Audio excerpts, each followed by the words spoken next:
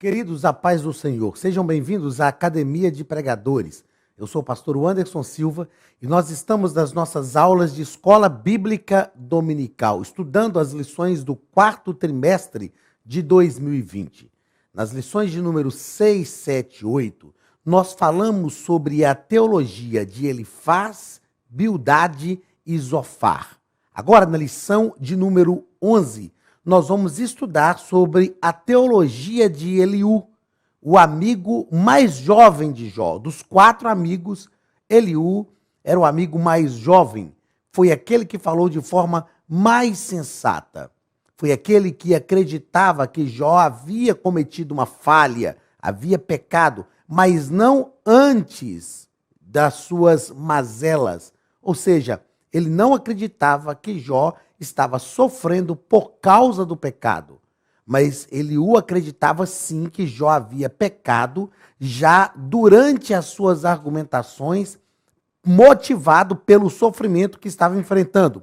Então Eliú foi mais ameno nas suas acusações em relação a Jó. Todavia, Eliú também não tinha uma compreensão perfeita de tudo que estava acontecendo, de tudo que tinha ocorrido na vida de Jó. Então vamos à nossa lição de número 11, do dia 13 de dezembro de 2020.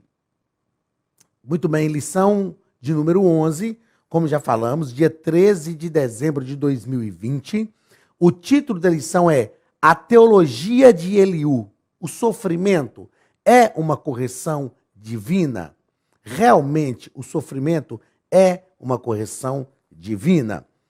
Texto áureo da nossa lição nos diz o seguinte: ao aflito, livra da sua aflição, e na opressão se revela aos seus ouvidos. Ao aflito, livra da sua aflição, e na opressão se revela aos seus ouvidos. Jó capítulo 36 e versículo 15. Verdade prática. Verdade prática. O sofrimento não deve ser visto apenas sob o aspecto punitivo, mas principalmente educativo. Então nós vamos aqui já pela verdade prática perceber que dentro da visão de Eliú, o sofrimento tem uma função pedagógica. Ele tem, sim, uma função pedagógica. Ponto central da lição nos diz que o sofrimento deve ser visto sob o aspecto pedagógico. Eu disse, se não me falha a memória, na primeira aula, que a grande pergunta do livro de Jó, primeira ou segunda aula, que a grande pergunta do livro de Jó não é por que sofre o justo, mas é como o sofrimento do justo contribui com o seu bem. Se nós procurarmos aprender com todas as circunstâncias da vida, com todas as coisas que a vida nos oferece, mesmo nos momentos difíceis, nós vamos conseguir compreender, sim, que mesmo o sofrimento, que é algo que ninguém quer, na verdade eu não quero sofrer, nenhum de nós queremos, mas mesmo o sofrimento tem, sim, a sua função pedagógica. Objetivos da lição, objetivo geral: mostrar que o sofrimento pode ser usado por Deus com um fim pedagógico. Veja só, o objetivo geral aqui não está asseverando que Deus usa o sofrimento para fins pedagógicos. O que nós estamos dizendo é que o sofrimento pode ser usado por Deus com fim pedagógico.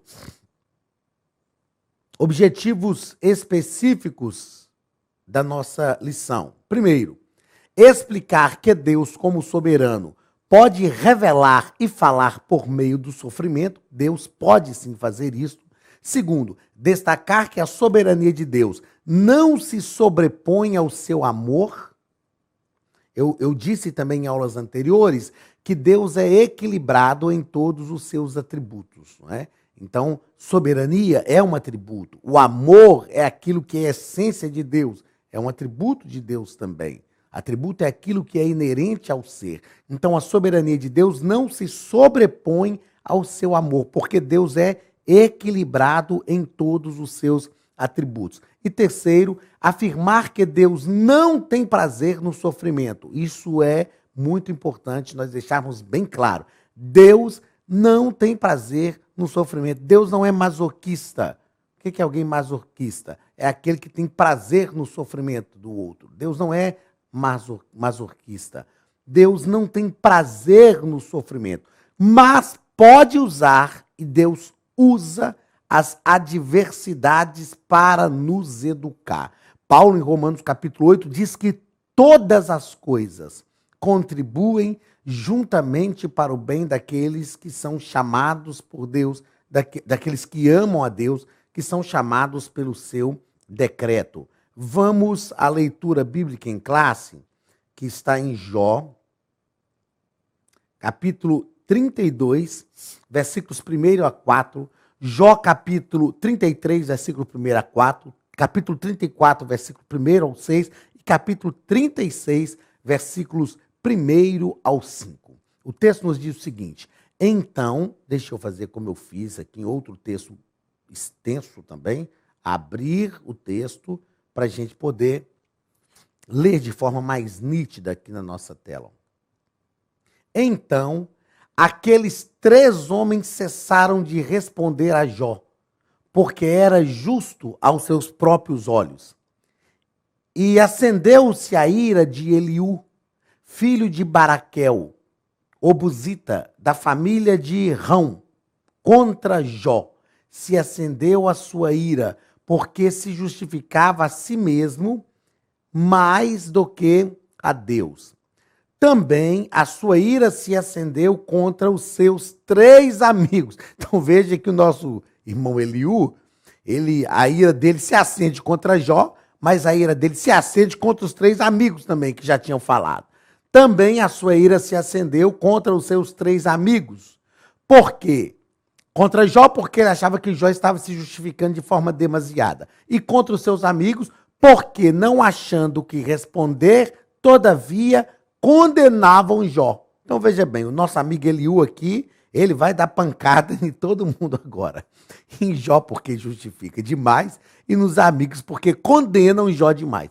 Eliú, porém, esperou para falar a Jó. Veja que ele tem uma atitude de respeito, porquanto tinha mais idade do que ele. Então ele sabe reconhecer o seu lugar, sabe respeitar Jó. Assim, na verdade, ó Jó, ouve as minhas razões. Veja que ele fala de forma exclamativa. Então ele está chamando a atenção de Jó agora.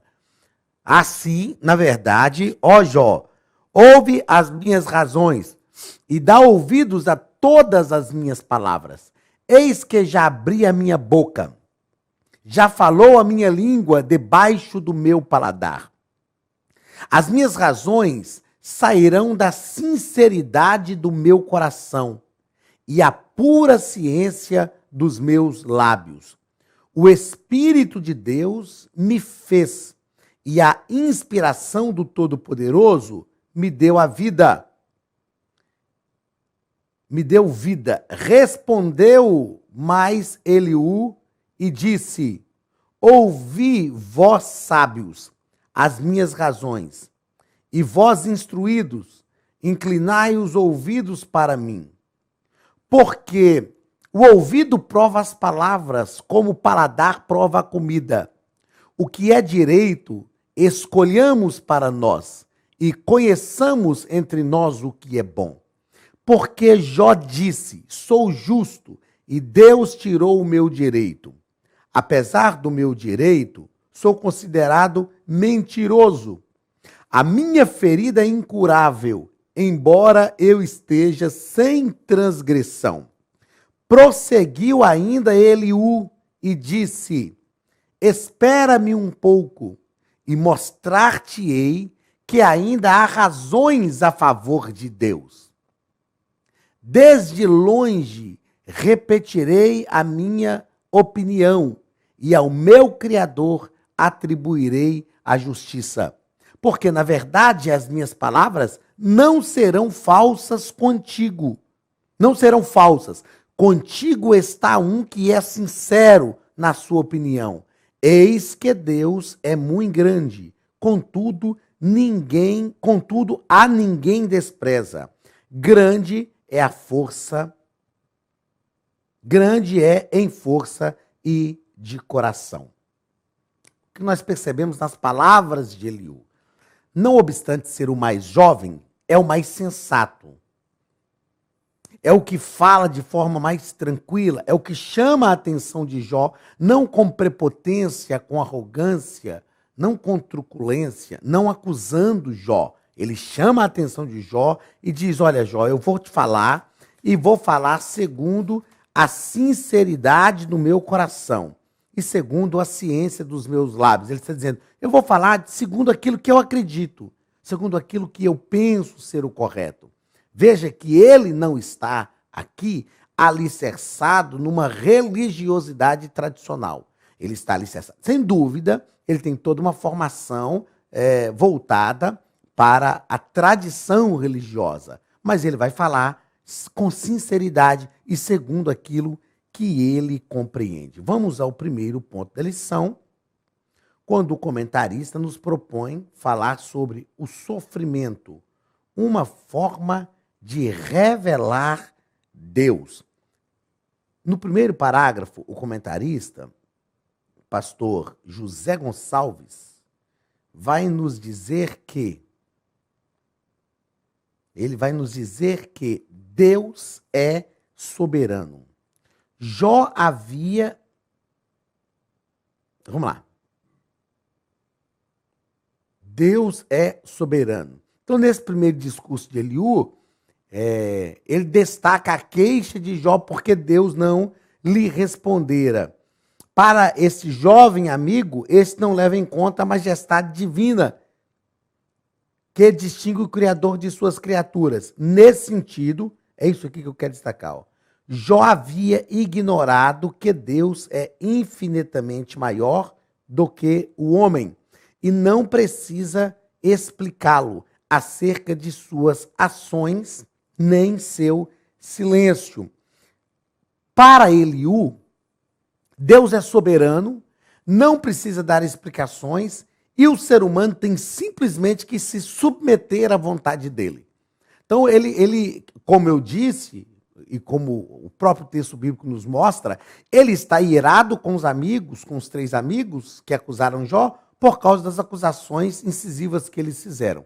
Mas ele também está irado com Jó, porque Jó se justifica demais. E ele diz, olha, Jó, você está se justificando demais. Você não tem que ficar tentando se justificar. Deus não tem que te explicar nada. Deus não tem que te dar explicações. Deus é soberano e faz aquilo que ele quer. Eu anotei aqui o seguinte, Jó não ignora isso. Só que as respostas que a própria humanidade só quer as respostas que a própria humanidade anseia. Então, Jó não ignora que Deus é infinitamente maior do que o homem. Em algumas situações, ele até cita isso. Por exemplo, para um dos seus amigos, ele diz, como se justificaria o homem diante de Deus? Para Zofar, ele diz isso. Como o homem pode se justificar diante de Deus? Então, ele está mostrando essa grandeza de Deus. Mas ele quer respostas que é algo da nossa humanidade. A nossa humanidade sempre quer respostas para que a gente compreenda melhor as coisas. Segundo parágrafo deste primeiro ponto. O orgulho do homem priva-o de ouvir a voz de Deus. O orgulho do homem priva-o de ouvir a voz de Deus. E o nosso comentarista, ele vai nos propor o seguinte. De acordo, deixa eu destacar aqui o que eu quero. De acordo com Eliú, o problema não é o silêncio do Altíssimo, mas o orgulho humano que não lhe permite escutá-lo. Ou seja, ele está dizendo, Jó, você se justificou tanto que você demonstrou um orgulho E este orgulho que você demonstrou é que está impedindo você de ouvir Deus. Deus até já falou, Deus está falando, de alguma forma Deus está falando. Eu anotei aqui o seguinte, ó, Eliú não está totalmente errado, mas também é fruto de uma religiosidade tradicional. Eliú não está totalmente errado. Como eu disse, ele não está alicerçado numa religiosidade extrema, intensa, mas ele é um fruto daquela religiosidade tradicional. E então, ele está mostrando que essa arrogância do ser humano, ele acredita que Jó está sendo arrogante. É lógico que Jó não está sendo arrogante. Jó estava sendo incisivo nas suas argumentações, mas ele acredita que Jó acaba se tornando arrogante, por isso Deus não o responde, ou por isso ele não pode ouvir a voz de Deus. Terceiro parágrafo deste primeiro ponto, o ministério da redenção. E o comentarista, ele vai nos destacar aqui, por causa dela, o quê? Desta enfermidade, não é? Por causa desta enfermidade, e Deus podia enviar um anjo para anunciar a Jó o seu dever, dizer o que ele deve fazer e também interceder em favor da saúde do patriarca. Então, Deus estaria usando este sofrimento para redimir Jó. Ou seja, Deus enviaria um anjo para aconselhar Jó, para anunciar o dever de Jó, para dizer o que ele precisava fazer e para interceder em favor da saúde do patriarca. Na visão do nosso querido irmão Eliú, Deus iria usar todo este ambiente de sofrimento para a redenção de Jó. Perceba que ele não está totalmente errado. Jó, como nós já falamos aqui em aulas anteriores, no capítulo 19, versículo 25, ele aponta para o Calvário. Eu sei que o meu Redentor vive. Ele aguardava essa redenção. Então, Eliú não está totalmente equivocado, mas ele não está também totalmente certo. Segundo ponto, o sofrimento como meio de revelar a justiça e a soberania de Deus. Eliú faz coro com seus amigos na acusação de Jó. Porém, como eu já disse, Eliú é mais brando. Eliú é muito mais tranquilo. Até a sua forma de falar, por ser o mais jovem, ele fala de forma mais respeitosa. Então, nós vamos ver que Eliú acredita que Jó também havia pecado. Então, ele faz coro com seus amigos na acusação contra Jó. Agora, vamos entender como ele acredita que Jó fez isso. Ele não acredita que Jó havia pecado antes de começar a sofrer todas aquelas agruras. Ele acredita que por causa daquelas agruras, Jó falou algumas coisas que o levaram a pecar contra Deus, contra o Criador. E aí ele vai falar com Jó, no segundo parágrafo, sobre o caráter justo de Deus. O caráter justo de Deus. Para não haver dúvida, Eliú passa a descrever o caráter justo de Deus. E ele vai descrever o caráter justo de Deus em 6 circunstâncias. Em primeiro lugar, ele mostra que Deus age com justiça quando retribui ao homem o que ele merece. Então, Deus está sendo justo ao retribuir ao homem o que ele merece. Em segundo lugar, Deus não precisa prestar conta de seus atos a ninguém, visto que não recebeu autoridade de nenhum outro ser criado. Ou seja, Deus é soberano e Deus faz aquilo que quer. Em terceiro lugar, como o provedor da vida humana, Deus tem todo o poder de manter ou não a humanidade. Então, Deus faz aquilo que ele quer porque ele é o provedor. Quarto, o Todo-Poderoso não faz acepção de pessoas. quer seja reis, nobres ou pobres, ou seja, Jó está sofrendo dentro de um projeto de Deus, mas é um projeto em que Deus não faz acepção. Quinto lugar, Deus é onisciente e, como tal, conhece os passos e as intenções de todos os homens sem precisar inquiri-los em juízo. Então, Jó está reclamando que Deus se silenciou, e Deus se silenciou porque ele não precisa inquirir em juízo. E sexto, Deus é justo para punir os maus. Então, veja que na visão de Eliú, Jó não podia questionar a Deus. Na verdade, eu sempre falo que no livro de Jó nós temos algumas visões do sofrimento. Por exemplo, os 3 amigos de Jó, a visão é que Jó estava sofrendo por causa do pecado. Para Jó, o seu sofrimento era injusto. Para Eliú, Jó não tinha direito de questionar a Deus por causa do sofrimento. E para Deus, Deus não estava preocupado com o sofrimento. Deus estava preocupado com Jó. Jó era o alvo de Deus. Jó diz isso: descansado estava eu, ele me saltou no pescoço. Jó está personificando, né, o ataque da leoa. Ele saltou no pescoço, pegou pelo pescoço, me despedaçou, porém, ele me pôs por seu alvo. Então, Jó era o alvo de Deus e não o sofrimento. Deus sabia que o sofrimento ia passar e o Jó que ia sair daquele sofrimento era alguém muito melhor do que tinha entrado. Então, estas são as 4 visões de sofrimento no livro de Jó. Terceiro parágrafo do terceiro ponto: o ministério da redenção. O nosso comentarista, ele vai nos dizer o seguinte: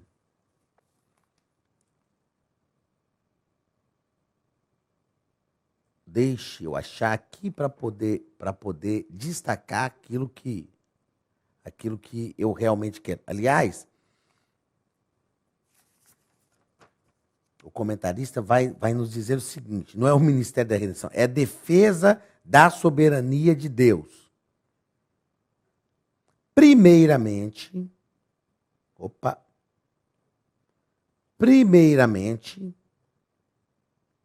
Eliú, assim como os seus amigos, erra a partir do princípio de que Jó havia cometido pecado. Em segundo lugar, ele exalta apenas a justiça de Deus e nada diz acerca da sua misericórdia. Então, Eliú faz uma defesa da soberania de Deus. E o comentarista nos coloca que é preciso destacar 2 coisas sobre a fala de Eliú. Primeiro, ele, assim como seus amigos, erra a partir do princípio de que Jó havia cometido pecado. É lógico que, conforme nós já falamos, ele não acreditava que Jó havia pecado antes. Ele acreditava que no meio daquela situação, Jó havia pecado. Então aqui nós temos 2 graves erros de Eliú. E em segundo lugar, ele exalta apenas a justiça de Deus e nada diz a respeito da sua misericórdia. Então nós precisamos compreender, e este é um erro, na verdade são 2 erros graves de Eliú. Nós precisamos compreender que Deus é misericordioso. Repito, Deus é equilibrado em todos os seus atributos. Ele é justo tanto quanto é misericordioso. E Eliú não entendeu isso, né? Eliú também pensava que Jó realmente houvesse pecado, embora para Eliú o pecado de Jó não tinha acontecido antes do sofrimento. Ele acontece depois e motivado pelo sofrimento. Terceiro ponto, o sofrimento como um instrumento pedagógico. Então nós vimos no primeiro ponto o sofrimento como uma forma de revelar Deus. Então Deus se revelando, aparecendo, se mostrando no meio do sofrimento. No segundo ponto, o sofrimento como meio de revelar a justiça. Então primeiro o sofrimento revela Deus, depois revela a justiça e a soberania de Deus. E por fim, no terceiro ponto, o sofrimento como um instrumento pedagógico. Primeiro parágrafo, o caráter pedagógico do sofrimento. O nosso comentarista, ele trata o seguinte: diga-se de passagem, eu tenho dito para algumas pessoas que é muito bom a gente ler os comentários do pastor José Gonçalves. Ele é um exímio escritor, um apologeta, ele faz uma defesa da fé contundente e ele escreve de uma forma simples, prática, que todos nós podemos compreender. Então, vamos mais uma vez, né, destacando para os nossos professores de escola dominical, a gente sempre destaca alguns trechos do texto, porque isso vai estimular o professor de escola dominical e facilitar a sua aula. Então, embora... Voltar aqui. Embora Eliú também crê, né, da mesma forma que os amigos, né, nesse caráter pedagógico, e embora compreenda que durante a sua provação Jó se comportou de forma pecaminosa, Eliú induz a ideia de que o sofrimento tem um caráter pedagógico. Então veja o que nós falamos aqui, embora compreenda que durante a sua provação Jó se comportou de forma pecaminosa. Ele acredita, sim, nesse caráter pedagógico. E o caráter pedagógico do sofrimento, o caráter pedagógico do sofrimento está na capacidade de nos fazer refletir e voltar para Deus. Então, dentro deste caráter pedagógico do sofrimento, Eliú está dizendo o seguinte: o sofrimento vai nos levar a uma reflexão. Perceba que ele está fazendo uma leitura correta, mas é superficial, de tudo o que está acontecendo. Ele está vendo que Jó está se voltando para Deus, Jó quer comparecer diante de Deus para se apresentar e se justificar, e então ele diz: olha, está tendo um caráter pedagógico. Jó está se voltando para Deus neste momento de sofrimento, né? Jó tem essa capacidade de refletir sobre os problemas que ele está enfrentando. Por que isso? Ele quer respostas. Então ele está reservando este tempo para uma reflexão. Principalmente no caso de enfermidades, a gente sempre fala que as pessoas que estão nos hospitais ou que estão presas, passando por algum tipo de sofrimento, são pessoas mais suscetíveis ao Evangelho. São pessoas que estão mais dispostas à mensagem do Evangelho. Então, de alguma forma, Eliú não está totalmente errado. Porém, ele tem uma visão superficial. Segundo parágrafo do terceiro tempo, adorando a Deus na tormenta. Adorando a Deus na tormenta. A fala de Eliú põe em destaque um argumento contraditório de Jó, que, por um lado, magnificava a majestade de Deus, mas, por outro, murmurava contra ele. Este é um equívoco de Eliú, não é? Eliú equivoca-se, porque Jó não murmurava. Jó não murmurava. Jó estava se queixando. E murmurar é uma queixa sem razão, uma queixa sem sentido. Eliú só se equivocou nesse ponto, achando que Jó murmurava. Então, Eliú comete em todas... Perceba que, como eu disse nas lições 6, 7 e 8, nós estudamos sobre Bildade, estudamos sobre Elifaz, Bildade e Zofar. E nós vimos diversos erros que eles cometeram. No caso de Eliú, Eliú tem uma visão superficial e ele comete 2 erros graves e um equívoco. Qual erro grave que Eliú comete? O primeiro é que a partir deste princípio, partindo do princípio de que Jó havia cometido pecado, e Jó não pecou, mesmo entendendo que essa falha, esse pecado de Jó foi motivado, né? Foi motivado pela situação que Jó estava enfrentando. Depois, ele comete um grave erro, em segundo lugar, porque exalta apenas a justiça de Deus e não diz nada acerca de sua misericórdia. Ele comete também um equívoco quando ele acredita que Jó murmurava contra Deus. Porém, Eliú nada fala de Jó antes da prova. Nada fala de Jó antes da prova. Ele só comete esse equívoco. Então, 2 erros e um equívoco, acreditando que Jó havia murmurado. E nós percebemos e entendemos muito bem que Jó não murmurou. Eliú foi tão tranquilo no falar que quando Deus se ira com os 3 amigos mais velhos. Deus não se ira com Eliú. Por quê? Eliú tem uma cautela, um respeito ao falar com Jó, e é algo que nós devemos aprender. Queridos, tem uma lição para a nossa vida. Existe uma lição que é uma lição para a nossa vida. Nós precisamos, mesmo movidos por Deus, precisamos ter cuidado e respeito para falar com aqueles que Deus colocou em uma posição superior a nós. Precisamos ter cuidado. Eu vejo isso muito, eu vejo esse exemplo de forma grande na vida de Natã, quando foi falar com Davi sobre o seu pecado. Então tenha cuidado. Se Deus está te usando, tenha cautela para que você não atropele aquilo que Deus quer que você faça. Que nós possamos, no mínimo, ter uma atitude como a de Eliú. Não compreendeu totalmente, mas pelo menos foi mais ameno no falar. Uma coisa é certa, Jó não havia cometido pecado e Deus conhecia o coração de Jó. Deus te abençoe, chegamos ao final da nossa 11ª aula. Eu te aguardo na semana que vem para a nossa penúltima lição. Deus te abençoe e abençoe a sua casa, em nome de Jesus.